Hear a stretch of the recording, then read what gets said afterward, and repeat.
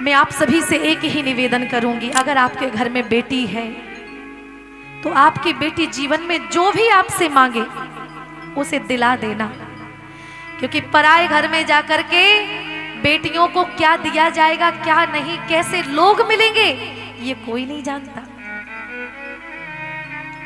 और वास्तव में एक पिता जब अपनी घर में बेटी होती है तो एक पिता अपनी बेटी को देखता है तो उसे नींद नहीं आती है चैन की, मेहनत करता है, मजदूरी करता है अपनी बेटी को लिखाने पढ़ाने के लिए, शादी के लिए, अच्छा अच्छा कपड़ा पहनाने के लिए, खुद नहीं पहनता लेकिन बेटी को पहनाता है। इसीलिए बेटियां जो भी मांगे इन्हें दिला देना, इनके शौक पूरे करा देना, क्योंकि पराए घर में कैसे लोग मिलेंगे ये कोई नहीं जानता। कई बेटियां जो मायके में खूब जो चाहती थी वो मिला, लेकिन ससुराल में जाने के बाद एक एक निवाले के लिए तरसती, ऐसी भी बेटियां हमने देखी, ऐसे भी लोग देखे हमने। चांद जैसी बेटियों के मुख को हमने रोता हुआ देखा है ससुराल वालों की तरफ से सताने के बाद। इसलिए बेटियों को खूब सम्मान देना, खूब प्रेम देना, क्योंकि पराए घर में इन्हें क्या मिलेगा क्या नहीं मिलेगा ये कोई नहीं जानता। और जब भी आप अपनी बेटी की विदा करो, अपनी बेटी से कहो कि मेरी लाडली, मेरी गुड़िया, मेरी राजकुमारी, आज के बाद ये तेरा घर नहीं है, आज के बाद तेरा मायका तेरा घर नहीं है, तेरा ससुराल ही तेरा घर है। इसीलिए तेरी डोली तेरी मायके से उठ रही है, लेकिन तेरी अर्थी तेरे ससुराल से उठनी चाहिए, यही कहो अपनी बेटी से। लेकिन उस बेटी के ससुर से, उस बेटी के पति से कान में जाकर के एक बात जरूर कह देना, क्या कि मैं अपने कलेजे के टुकड़े को दे रहा हूँ, मैं अपने बाग के एक फूल को, कली को दे रहा हूँ, और अगर मेरी बेटी से कोई गलती हो जाए तो उसे क्षमा कर देना, और अगर कोई बहुत बड़ी गलती हो जाए तो मेरी बेटी को मारना नहीं, मेरी बेटी को फांसी से लटकाना नहीं, मेरी बेटी को जलाना नहीं। उसका भाई, उसका बाप अभी जिंदा है, रात को 12 बजे भी अगर मेरी बेटी कष्ट में हो तो मेरी लाडली को उसके बाप के घर में छोड़ जाना। सुख में मेरी बेटी के लिए दरवाजे बंद हैं, लेकिन दुख में मेरी बेटी आधी रात को भी मेरे घर आ सकती है, ये कहो अपनी बेटियों से। क्यों मैं ऐसा कह रही हूं? क्योंकि दहेज के चक्कर में कई ऐसे भेड़िए घूम रहे हैं जो आपकी नाजुक बेटियों को विवाह होने के बाद फांसी के फंदे से लटका देते हैं, सताते हैं, जलाते हैं।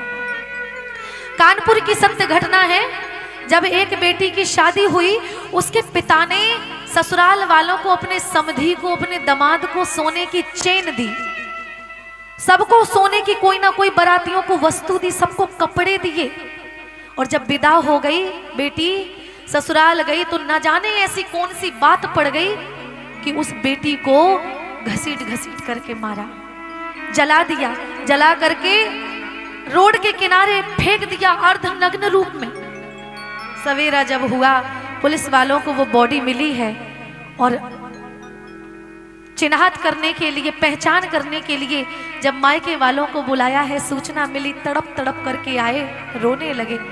और वो बाप ने, बूढ़े बाप ने जब अपनी बेटी के मृत शरीर को देखा, जले हुए शरीर को,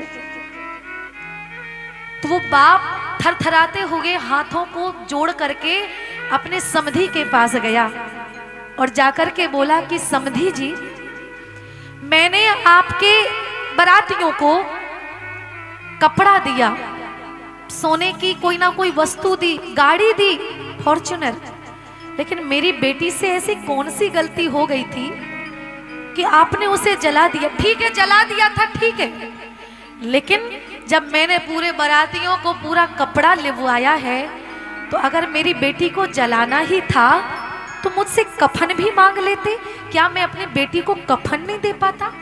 मरने के, जलाने के बाद कम से कम मेरी बेटी के शरीर पर तुम एक कफन तो डाल देते। एक बूढ़े बाप ने अपनी बेटी खुश रहे इसलिए गहना दिया, गाड़ी दिया, पैसा दिया, कपड़ा दिया, और मेरी बेटी के नसीब में एक कफन नहीं डाल पाए तुम।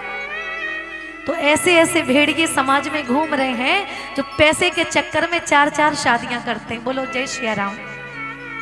सबके लिए मैं नहीं कह रही हूं, लेकिन कुछ लोग ऐसे हैं, कुछ घरों में तो बहुओं को बेटियों की तरह रखा जाता है, लेकिन कुछ घरों में बहुओं को नौकरानियों की जितनी इज्जत नहीं मिलती है।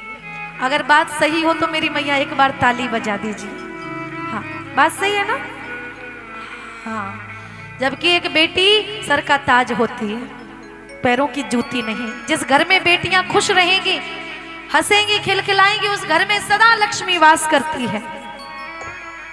मेरी मैया, मिट रही है जग से बेटियां, हाय रे किस्मत की मारी हैं ये बेटियां। अल्ट्रासाउंड का करिश्मा तो देखो जो छीनता है हमसे हमारी बेटियां।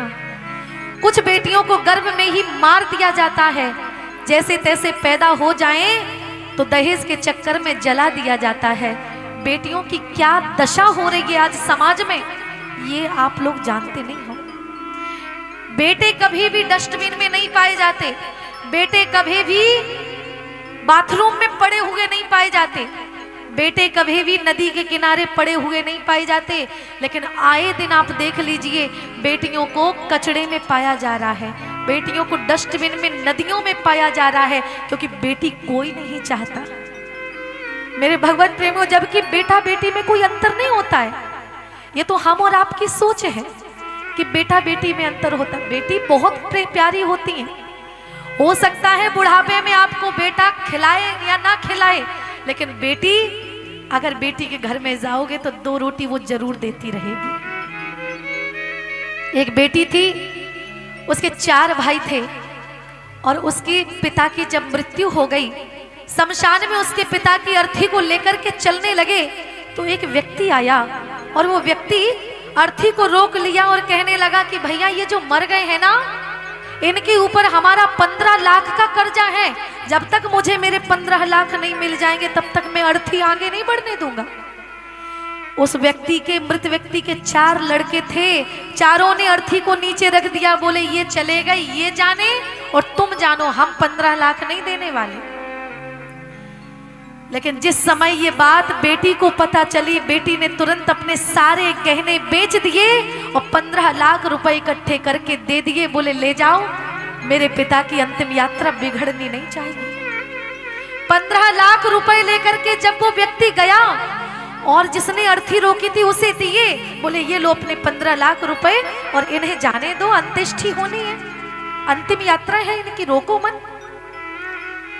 तो उस व्यक्ति ने 15 लाख रुपए नहीं लिए, बल्कि 15 लाख झोला भर करके और देने लगा। बोले ये क्यों दे रहे हो?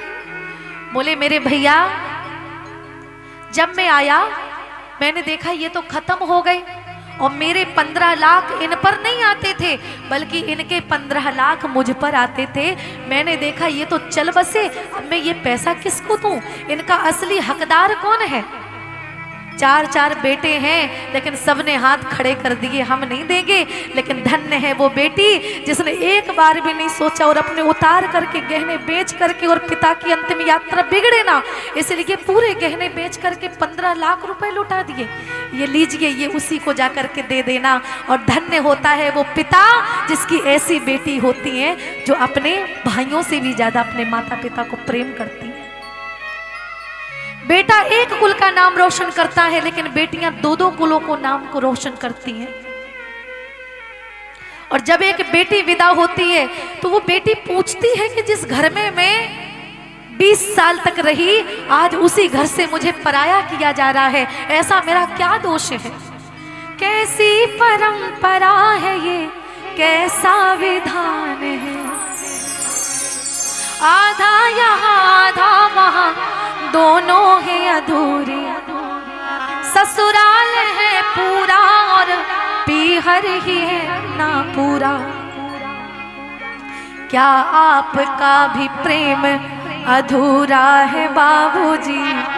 बताओ ना बाबूजी, क्या याद मेरी आती नहीं? जिस समय एक बेटी विदा होती है, हो सकता है कि किसी को अर्थी देख करके रोना ना आए, लेकिन जब एक बेटी की विदा होती है, बेटी किसी की भी हो, पत्थर से पत्थर दिल इंसान के आंखों से भी आंसू आने लगते हैं, और सब लोग आशीर्वाद देते हैं, बेटी तू सदा खुश रहे, और बेटी किसी की भी हो, उसकी ससम्मान विदाई करनी चाहिए। बेटियां बड़ी प्यारी होती हैं। एक बेटी मर जाएगी, मिट जाएगी, लेकिन अपने बाप की इज्जत के लिए अपने ससुराल को छोड़ करके खुशी खुशी नहीं जाती। अगर कष्ट ज्यादा मिलता है तभी एक बेटी अपने बाप के घर का रास्ता देखती है कि पिताजी अब मेरी रक्षा करो, मेरे ससुराल वाले मुझे सता रहे हैं। और जिस बेटी के कंधे पर उसके बाप का हाथ होता है, वो बेटी किसी से डरती नहीं है और वो बेटी सदा प्रसन्न रहती है। दुनिया वाले क्या कह रहे हैं उसे फर्क नहीं पड़ता, जब तक उस बेटी के सर पे उसका भाई का और उसका बाप का हाथ होता है तब तक वो बेटी किसी से डरती नहीं है। तो अपनी बेटियों से, चाहे आपकी बहन के भाई हो, जाया करो, सम्मान दिया करो।